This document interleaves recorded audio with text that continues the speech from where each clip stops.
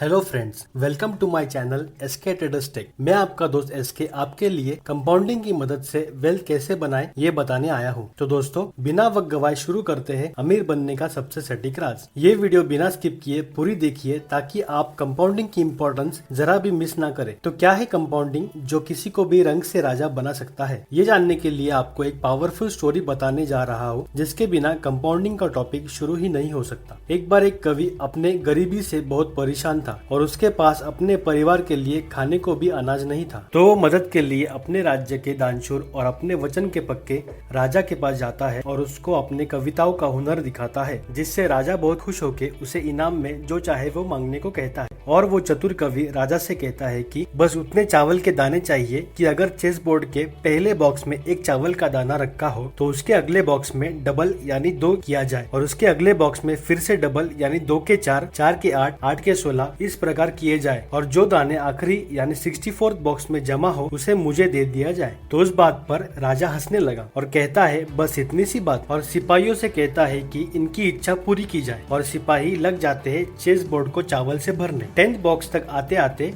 512 चावल के दाने रखे गए। 20वें बॉक्स तक दानों का नंबर 5,20,000 हो गया और आधे चेस बोर्ड तक आते आते 32वें बॉक्स में 214 करोड़ 74,83,648 दाने हो गए। और जब तक 64th बॉक्स तक गिना गया तो दानों का नंबर इतना हो गया था जितना उस राजा के पूरे राज्य में नहीं था। और ये नंबर इतना बड़ा है कि हमें पढ़ने में भी मुश्किल होगा। ये देखकर राजा दंग रह गया और आखिरकार अपने वचन पर कायम रह के राजा को अपना पूरा राज उस कवि को सौंपना पड़ा। तो दोस्तों, आपने अभी देखा कि कैसे कवि ने अपने स्किल यानी कविता का उपयोग करके अपनी चतुराई से कंपाउंडिंग की मदद से अपनी दुनिया पलट दी। यहाँ समझने वाली बात यह है कि यहाँ पे कंपाउंडिंग हर बॉक्स में 100% हुआ है। इतना तो प्रैक्टिकल लाइफ में इम्पॉसिबल है, पर सीखने वाली बात यह है कि जितना जल्दी यानी बिना वक्त बर्बाद किए और जितना ज्यादा यानी अपने रिजल्ट्स को कंटिन्यू इम्प्रूव करके कंपाउंडिंग ज्यादा रिटर्न दे सकता है। इसीलिए हर इन्वेस्टमेंट एडवाइजर हमें ज्यादा देर तक इन्वेस्ट रहने की एडवाइस देता है। अब मैं आपको रियल लाइफ का एग्जांपल देता हूँ जो आपके बहुत करीब है और ज्यादा प्रैक्टिकल भी। ज्यादातर वो लोग जो जॉब करते हैं वो हमेशा जॉब छोड़कर बिजनेस करने की बात करते हैं। उनको ऐसा लगता है कि बिजनेस से वो अमीर बन सकते हैं, पर क्या उन्हें पता है बिजनेस में वो कौन सा फैक्टर है जो हमें अमीर बना सकता है? ये समझने के लिए हम एक एग्जाम्पल देखते हैं। दो दोस्तों को 2 ऑप्शन दिए गए और उन्हें एक ऑप्शन चुनने को कहा गया जिसके अनुसार एक पर्सन को पर मंथ एक एवरेज सैलरी यानी 30,000 की जॉब मिलेगी और हर साल 10% हाइक भी मिलेगी, और दूसरे को सिर्फ 30,000 वन टाइम के लिए ही मिलेगा और उससे कहा गया कि आपको हर महीने सिर्फ 10% की ग्रोथ करनी है। तो कौन सा ऑप्शन ज्यादा बेस्ट होगा? रिस्क फ्री 30,000 की सैलरी या 10% पर मंथ ग्रोथ ऑप्शन? ज्यादातर लोग सिक्योरिटी को ही चुनते हैं, पर कंपाउंडिंग को समझने के लिए हम उनकी इनकम को देखते हैं।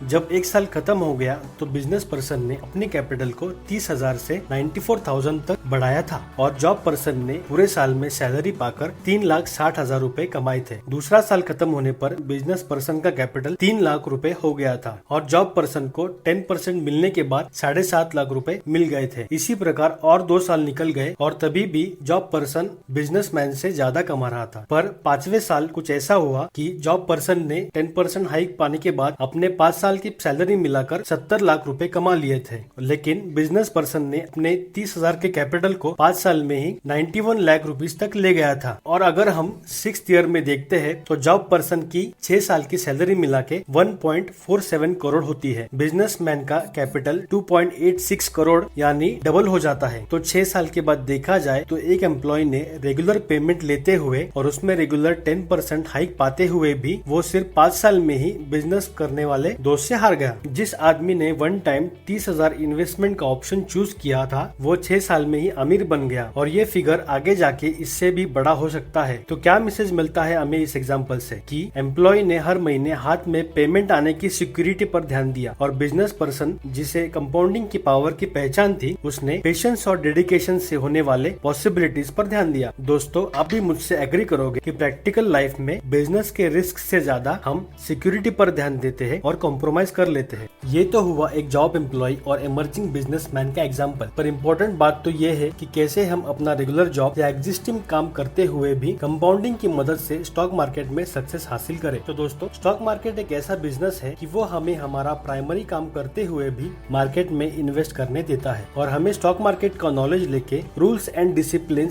रेगुलर बेसिस पर फॉलो करके एक एक्स्ट्रा और साइजेबल इनकम कमा सकते हैं। आपको ये भी सोचना होगा कि स्टॉक मार्केट में हर दिन प्रॉफिट तो नहीं होगा, कई बार लॉस भी होता है। जी हाँ दोस्तों, स्टॉक मार्केट में हर बार प्रॉफिट नहीं होता। हमें ऐसी स्ट्रेटेजी को यूज करना होता है जो लॉस को माइनस करके भी हमें नेट प्रॉफिट में रखे। और अगर आप अभी दिए गए एग्जाम्पल में लॉस को कंसिडर करते हुए 10% गेन की जगह सिर्फ 5% गेन से कैलकुलेशन करें तो भी 5 साल बाद आप अपने इन्वेस्टमेंट को 18 गुना या 1800% गेन पा सकते हैं। आपका कैपिटल 30,000 से 5.5 लाख हो सकता है। इतना रिटर्न तो कोई भी फाइनेंशियल इंस्ट्रूमेंट नहीं दे सकेगा। पर दोस्तों, इस बात को गौर से सुनिए कि किसी भी काम में लॉन्ग टर्म सक्सेस मिलने के लिए स्किल और नॉलेज के साथ पेशेंस, प्रिजर्वेरेंस और कंपाउंडिंग पे भरोसा होना चाहिए। कंपाउंडिंग सिर्फ पैसों में अमीर नहीं बनाता, बल्कि हमें साइकोलॉजी भी अमीर होने के लिए फिट बनाता है। जैसे हमें शुरुआत में बड़े गेन्स नहीं दिखते और हम हमारे कैपिटल से कुछ भी पैसा नहीं निकाल सकते, तो ये हमें अननेसेसरी डिजायर्स को सैक्रिफाइस करना सिखाता है। तो आगे चल के बहुत सारे पैसे आने के बाद भी ये हमें हम्बल इंसान बनाता है। हमें ये भी पता लगता है कि पैसा इन्वेस्टेड नहीं है तो वो एक एक्सपेंस के ही रूप में बैठा होता है हमारे बैंक अकाउंट में, जो कभी भी भाग सकता है। कंपाउंडिंग हमें पेशेंस सिखाता है, हम्बल बनाता है, स्किल और नॉलेज का इम्पोर्टेंस सिखाता है और हमें लाइफ में तरक्की करने का मोटिवेशन देता है। जो लोग जीरो से बहुत बड़े बनते हैं और फिर भी बहुत humble and ground to earth रहते हैं, उन महान लोगों ने लाइफ की इम्पोर्टेंस को पैसों में नहीं बल्कि एक्सपीरियंस में भी कंपाउंड किया है और उनको देख के उनके पैसे नहीं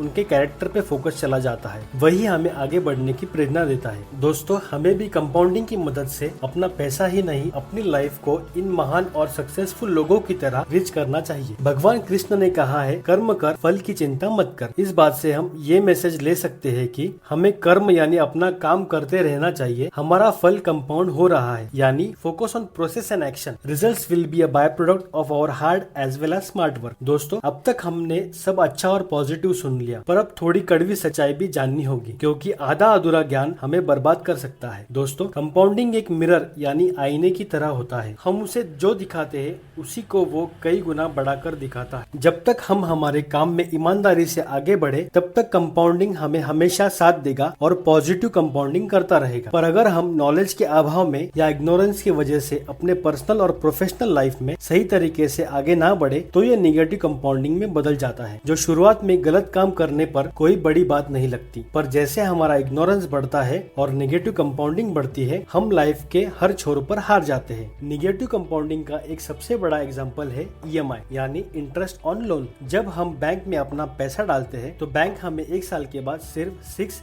या 8% इंटरेस्ट देता है, और अगर हम बैंक से लोन लेते हैं तो बैंक हमसे हर महीने इंटरेस्ट लेती है, वो भी 15% या उससे ज्यादा। यानी बैंक हमारा पैसा ईयरली कंपाउंड करता है और वो भी 6%, और हम बैंक का पैसा यानी लोन के अगेंस्ट हर महीने मंथली कंपाउंडिंग करके देते हैं, वो भी 15%। तो बैंक के लिए ये वुपिंग 15% रिटर्न है, मीन्स ह्यूज पॉजिटिव कंपाउंडिंग, और हमारे लिए ह्यूज नेगेटिव कंपाउंडिंग। दोस्तों, अगर हम लाइफ में फेल हो रहे हैं पर लगातार ट्राई कर रहे हैं तो वो पॉजिटिव कंपाउंडिंग और ब्राइट फ्यूचर की ओर एक बड़ा स्टेप है। पर अगर हम फेल हो रहे हैं और लाइफ को इम्प्रूव करने के लिए कोई पॉजिटिव चेंजेस नहीं कर रहे हैं, तो वो बिहेवियर एक नेगेटिव कंपाउंडिंग में बढ़ के एक बड़ा फेलियर बन सकता है। तो दोस्तों, स्टॉक मार्केट में भी नेगेटिव कंपाउंडिंग से बचने के लिए नॉलेज और स्किल को परस्यू करके ही शुरुआत करनी चाहिए, नहीं तो हमें हमेशा बड़े लॉस का शिकार होना पड़ता है और हम पॉजिटिव कंपाउंडिंग के मैजिक का फायदा नहीं उठा पाते। बड़े लॉस से कैसे बचना है, उस टॉपिक पर मैंने वीडियो बनाया है। अगर आपने अब तक उसे नहीं देखा है तो नीचे दिए गए डिस्क्रिप्शन पर क्लिक करके आप वो वीडियो देख सकते हैं, या ऊपर दिए गए आई पर क्लिक करके भी आप उस वीडियो को देख सकते हैं। दोस्तों, आप उस 64 बॉक्स के चावल के दानों का नंबर कैसे पढ़ोगे, इसका आंसर मुझे कमेंट में जरूर लिखिए। दोस्तों, आप भी कंपाउंडिंग से फाइनेंशियली, पर्सनली, प्रोफेशनली और हेल्थ वाइज अमीर बने और खुश रहे। वीडियो अच्छी लगी है तो लाइक कीजिए, स्टॉक मार्केट के वीडियोस के लिए सब्सक्राइब कीजिए, वीडियो आने पर आपको पता चले इसलिए बेल आइकन को क्लिक कीजिए। Thank you, God bless.